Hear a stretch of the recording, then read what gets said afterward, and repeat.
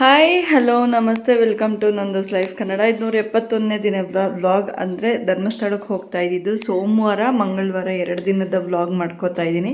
ಹೋಗೋ ಹೊತ್ನಾಗ ಏನು ಅಂತ ವ್ಲಾಗ್ ಮಾಡ್ಕೊಳಕ್ಕಾಗಿರಲಿಲ್ಲ. ಸಂಜೆ ಹೋಗಿ ಅಲ್ಲೆಲ್ಲ ಸ್ಟೇ ಮಾಡಿದ್ವಿ. ಮತ್ತು ಬೆಳಗ್ಗೆ ಇದಕ್ಕೆ ಹೋಗೋಣ ಅಂತ ಹೇಳಿಬಿಟ್ಟು ಹೋಗಿ ಅಲ್ಲಿ ಸ್ನಾನ ಮಾಡಿಕೊಂಡು ಬಂದಿದ್ದಾದಮೇಲೆ ಅಣ್ಣಪ್ಪ ದೇವಸ್ಥಾನಕ್ಕೆ ಹತ್ತಬೇಕಾಗಿತ್ತು ಯಜಮಾನ್ರು. ಸೊ ಇನ್ನೂ ತೆಗ್ದಿರಲಿಲ್ಲ ಅಂತ ಬಂದು ನಾನು ಹೋಗಿ ದರ್ಶನ ಎಲ್ಲ ಮಾಡ್ಕೊಂಡು ಆಚೆ ಬಂದ್ವಿ. ಜನ ತುಂಬ ಅಂದರೆ ತುಂಬ ಕಡಿಮೆ ಇದ್ದರು. ಸೊ ಬೇಗ ದರ್ಶನ ಆಯಿತು. ಆ್ಯಂಡ್ ಆಚೆ ಬಂದಮೇಲೆ ಕೂಡ ದೇವ್ರನ್ನ ಕಣ್ತುಂಬ ನೋಡೋಕ್ಕೆ ಒಂದು ಅವಕಾಶ ಕೂಡ ಸಿಕ್ತು. ಸೊ ಆಮೇಲೆ ನಾನು ಬಂದು ಇಲ್ಲಿ ಕುತ್ಕೊಂಬಿಟ್ಟೆ ಒಂದು ಸೈಡಲ್ಲಿ. ನನ್ನ ಕೈಯಲ್ಲಿ ಆಗಲ್ಲ, ಏನೋ ನನಗೆ ಆಗ್ತಾಯಿಲ್ಲ ಅಂದ್ಬಿಟ್ಟು ಮತ್ತು ಇದ್ರ ಬೆಟ್ಟಕ್ಕೆ ಹೋಗ್ಬಿಟ್ಟು ಬರೋಣ ಅಂತ ಹೇಳಿಬಿಟ್ಟು ಹೋದ್ವಿ. ಯಾಕಂದರೆ ಮಗಳು ನೋಡಿರಲಿಲ್ಲ, ನಾನು ನೋಡಿರಲಿಲ್ಲ.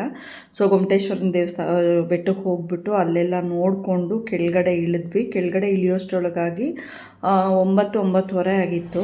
ಅಲ್ಲಿಂದ ಬಂದು ಸ್ವಲ್ಪ ಹೊತ್ತು ಹಾಗೆ ಪಾರ್ಕ್ ಅದೆಲ್ಲ ಸುತ್ತಾಡಿಕೊಂಡು ಮತ್ತು ಅಲ್ಲಿಂದ ನಾವು ಬಂದು ಮ್ಯೂಸಿಯಮ್ ಒಂದಿದೆ, ತುಂಬಾ ಚೆನ್ನಾಗಿದೆ. ನಾನು ಇಷ್ಟು ವರ್ಷ ಹೋಗಿದ್ದೀನಿ ಧರ್ಮಸ್ಥಳಕ್ಕೆ, ಬಟ್ ಅಲ್ಲಿ ನನಗೆ ಗೊತ್ತೇ ಇರಲಿಲ್ಲ.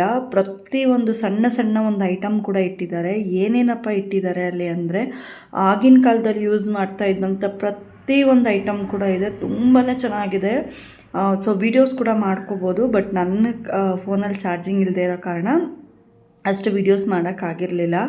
ಸೊ ಏನಪ್ಪ ಅಂದರೆ ಹಳೆ ಕಾಲದ್ದು ಕ್ಯಾಮ್ರಾ ಯಾವಾಗಿಂದ ಸ್ಟಾರ್ಟ್ ಆಯಿತು ಅದಕ್ಕೊಂದು ಇದಿರ್ಬೋದು, ಮತ್ತು ಮ್ಯೂಸಿಕ್ದಾಗಿರ್ಬೋದು, ಕ್ಯಾಮ್ರಾಗಳಾಗಿರ್ಬೋದು, ಮತ್ತು ಫಿಲಮ್ ಇಂಡಸ್ಟ್ರಿದು ಫಸ್ಟ್ ಕ್ಯಾಮ್ರಾ, ದೊಡ್ಡ ಕ್ಯಾಮ್ರಾ ಬರುತ್ತಲ್ಲ ಅದಾಗಿರ್ಬೋದು, ಪ್ರತಿಯೊಂದು ಕೂಡ ತುಂಬಾ ಚೆನ್ನಾಗಿತ್ತು. ನೋಡೋದಕ್ಕೆ 2 ಕಣ್ಣು ನಿಜವಾಗ್ಲೂ ಸುತ್ತಾ ಇದ್ದರೆ ಇನ್ನೂ ಒಂದು ರೌಂಡ್ ಹೊಡ್ಕೊಂಬರೋಣ ಅನ್ನೋಷ್ಟು ಇದಾಗುತ್ತೆ. ಬಟ್ ಅದಕ್ಕೆ 20 ರೂಪೀಸ್ ಏನೋ ಚಾರ್ಜ್ ಮಾಡ್ತಾರೆ ಒಂದು ಪರ್ಸನ್ಗೆ. ನನಗಿಷ್ಟು ವರ್ಷ ಗೊತ್ತಿರಲಿಲ್ಲ. ತುಂಬಾ ಚೆನ್ನಾಗಿದೆ. ಆ್ಯಂಡ್ ಪಾರ್ಕ್ ಇರೋದು ಗೊತ್ತಿತ್ತು, ಬಟ್ ನಾನು ಅದು ಕೂಡ ನೋಡಿರಲಿಲ್ಲ. ಆ್ಯಂಡ್ ನಮ್ಮ ಮೀನುದು ಯಾವ ಮೀನು ಎಷ್ಟು ವರ್ಷ ಬದುಕುತ್ತೆ ಏನು ಅಂತ ಎಲ್ಲ ಹೇಳಿ ಅಲ್ಲಿ ಒಂದು ಅಕ್ವೇರಿಯಂ ಮಾಡಿ ಅಕ್ವೇರಿಯಮಲ್ಲಿ ಬರೆದಿರ್ತಾರೆ. ಅದನ್ನು ಕೂಡ ನೋಡಿಕೊಂಡು ಅದರದ್ದು ಡೀಟೇಲ್ಸ್ ಎಲ್ಲ, ಇದು ಯಾವ ಥರ ಮೀನು, ಎಷ್ಟು ವರ್ಷ ಬದುಕಿರುತ್ತೆ, ಯಾವ ಥರ ಫುಡ್ ತಿನ್ನುತ್ತೆ, ಅದ್ರ ಡೀಟೇಲ್ಸ್ ಎಲ್ಲ ಇತ್ತು. ಅದು ಕೂಡ ನೋಡಿಕೊಂಡು ಲಾಸ್ಟಲ್ಲಿ ಇದಕ್ಕೆ ಹೋಗಿದ್ದು.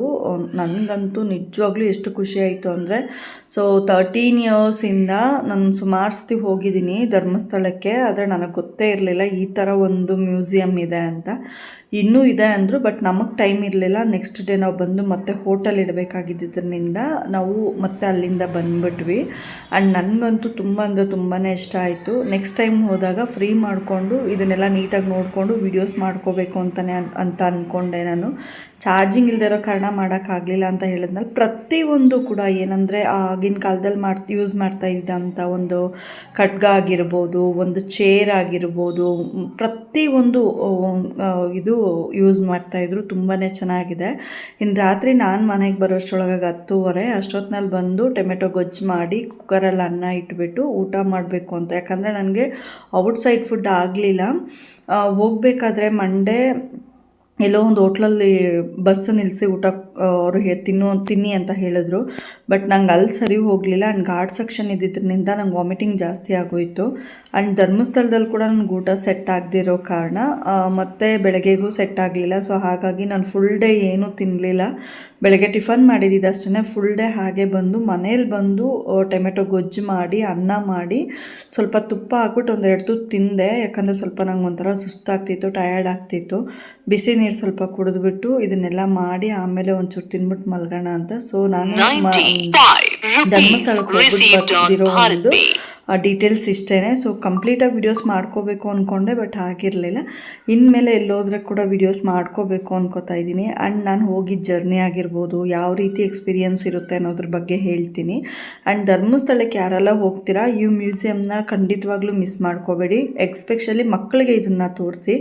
ಯಾಕೆ ಅಂದರೆ ಮಕ್ಕಳಿಗೆ ಇದ್ರ ಬಗ್ಗೆ ಅರಿವಿರಬೇಕು. ಕಾಲು ನೋವು ಅಂದರೂ ಪರವಾಗಿಲ್ಲ, ಸುತ್ತಿಸಿ ಪ್ರತಿಯೊಂದು ಕೂಡ ಇದೆ. ಅಂದರೆ ಆಗಿನ ಕಾಲದಲ್ಲಿ ಏನೇನೆಲ್ಲ ಯೂಸ್ ಮಾಡ್ತಿದ್ರಲ್ಲ ಪ್ರತಿಯೊಂದು ಕೂಡ ಇದೆ. ಆ್ಯಂಡ್ ಅದು ತುಂಬಾ ಮಕ್ಕಳಿಗೆ ಕೂಡ ಇಷ್ಟ ಆಗುತ್ತೆ. ಆ್ಯಂಡ್ ನಮಗೂ ಕೂಡ ತಿಳ್ಕೊಂಡಂಗೆ ಆಗುತ್ತೆ. ಏನಂದರೆ ದೊಡ್ಡ ದೊಡ್ಡ ತಪ್ಪಲೆಗಳಿಂದ ಹಿಡಿದು ದೇವ್ರಿಗೆ ಅರ್ಚನೆ ಮಾಡ್ತಾ ಇರೋದ್ರಿಂದ ಹಿಡಿದು ಪ್ರತಿಯೊಂದು ಒಂದು ಕಲ್ಲಾಗಿರ್ಬೋದು ಆ್ಯಂಡ್ ತಿಮಿಂಗ್ಲ ಅದು ಮೂಳೆಗಳಾಗಿರ್ಬೋದು ಆ್ಯಂಡ್ ಸ್ಟೋನ್ಸ್ ಆಗಿರ್ಬೋದು, ಆಗಿನ ಕಾಲದಲ್ಲಿ ಯೂಸ್ ಮಾಡ್ತಾ ಇದ್ದ ಪ್ಲೇಟ್ಗಳಾಗಿರ್ಬೋದು, ಕ್ಯಾಮ್ರಾಗಳಾಗಿರ್ಬೋದು, ಚಾಕು ಮತ್ತು ಚೇರು, ಡೈನಿಂಗ್ ಟೇಬಲ್ಲು ಪ್ರತಿಯೊಂದು ಇಟ್ಟಿದ್ದಾರೆ. ಈ ಚಾನ್ಸ್ನ ಯಾರೂ ಮಿಸ್ ಮಾಡ್ಕೋಬೇಡಿ, ತುಂಬಾ ಚೆನ್ನಾಗಿದೆ. ಆ್ಯಂಡ್ ಯಾರೆಲ್ಲ ಚಾನಲ್ನ ಸಬ್ಸ್ಕ್ರೈಬ್ ಮಾಡ್ಕೊಂಡಿಲ್ಲ ದಯವಿಟ್ಟು ಸಬ್ಸ್ಕ್ರೈಬ್ ಮಾಡ್ಕೊಳ್ಳಿ. ಹಾಗೆ ಹಾಕಿರೋ ಪೂರ್ತಿ ವೀಡಿಯೋಸ್ನ ನೋಡಿ ಸಪೋರ್ಟ್ ಮಾಡಿ. ನಿಮ್ಮನೆ ಮಗಳು ಅಂತ ಹೇಳಿ ನನ್ನ ಬೆಳೆಸಿ ಅಂತ ಕೇಳ್ಕೊಳ್ತಾ ಇದ್ದೀನಿ. And thank you so much. ಯಾರೆಲ್ಲ ನೋಡಿ ಕೆಲವೊಂದು ವೀಡಿಯೋಸ್ಗೆ ಲೈಕ್ ಮಾಡ್ತೀರಾ ಆ್ಯಂಡ್ ಕೆಲವೊಬ್ರು ವಿಶ್ ಕೂಡ ಮಾಡಿದ್ದೀರಾ. ಆಗುತ್ತೆ, ಯೋಚನೆ ಮಾಡಬೇಡಿ ಅಂತ ಹೋಪ್ ಮೇಲೇ ವೀಡಿಯೋಸ್ನ ಕಂಟಿನ್ಯೂ ಮಾಡ್ತಾ ಇರೋದು. ಸೊ ದಯವಿಟ್ಟು ಹಂಬಲ್ ರಿಕ್ವೆಸ್ಟ್ ಮಾಡಿ ಕೇಳ್ಕೊಳ್ತಾ ಇದ್ದೀನಿ, ಪೂರ್ತಿ ವೀಡಿಯೋಸ್ನ ನೋಡಿ ಸಪೋರ್ಟ್ ಮಾಡಿ. ನಿಮ್ಮೆಲ್ಲರ ಸಪೋರ್ಟು ನನ್ನ ಮೇಲೆ ಇರಲಿ. ಈ ತಿಂಗಳಂತೂ ಇನ್ನು ಪೇಮೆಂಟ್ ಬರೋದಿಲ್ಲ, ಬರೋ ತಿಂಗಳಾದರೂ ನನ್ನ ಕೈ ತುಂಬ ಪೇಮೆಂಟ್ ತೊಗೋಬೇಕು ಅಂತ ಆಸೆ ಪಡ್ತಾ ಇದ್ದೀನಿ. ನಿಮ್ಮೆಲ್ಲರ ಸಪೋರ್ಟ್ ಇರುತ್ತೆ ಅಂತ ಕೂಡ